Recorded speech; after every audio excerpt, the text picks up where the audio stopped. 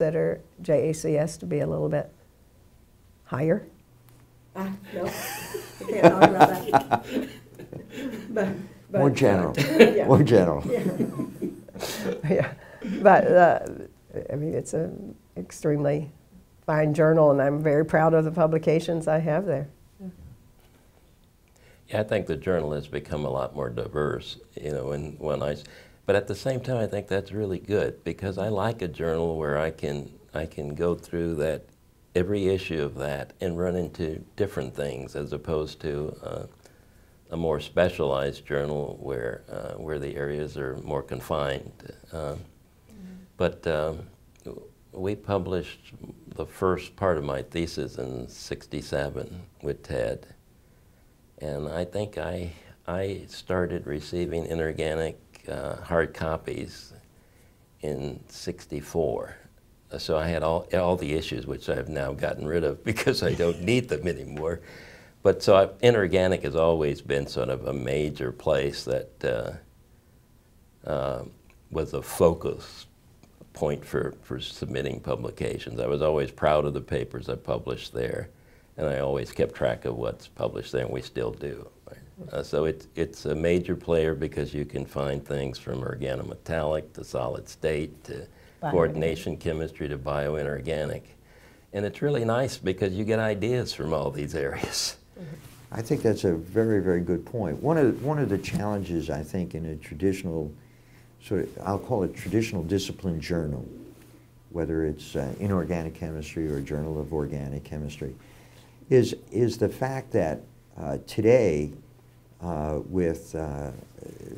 people are looking to have their bioinorganic chemistry read by biologists, and people doing materials might be interested in having their papers read by materials and polymer chemists. Yes, that's a little scary, but I think it's what has to happen. It's a little scary in that you can miss manuscripts, you can miss information in papers that the author of that paper doesn't even understand what's important, what's of universal importance to other areas. Do you have a view of what our challenges are going forward for inorganic chemistry and how we can take advantage of those challenges?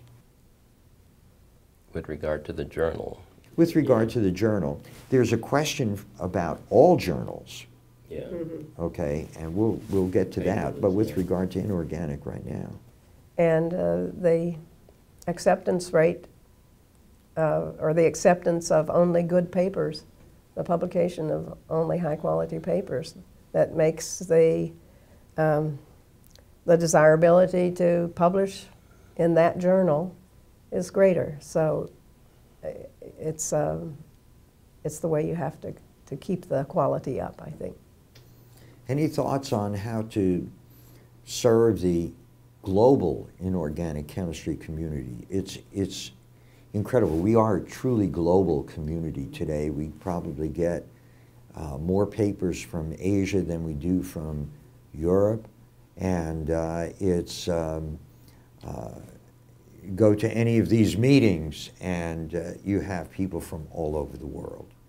And our community, the inorganic chemistry community, is truly global. Yeah, we both have the application on our iPhone, and there's some real advantages to that. You can articles of relevance to your students, you can zip them emails right away to read, be sure and read this articles, and you can do this wherever you are.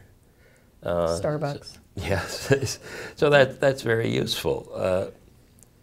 At the same time, what I found in my career when I was reading the hard copies was that often just turning the pages, I saw things that interest me that I don't see now because I don't turn the pages. Mm-hmm. I go to the internet and I look at the abstract, I look at the synopsis figures, or those are very, very handy.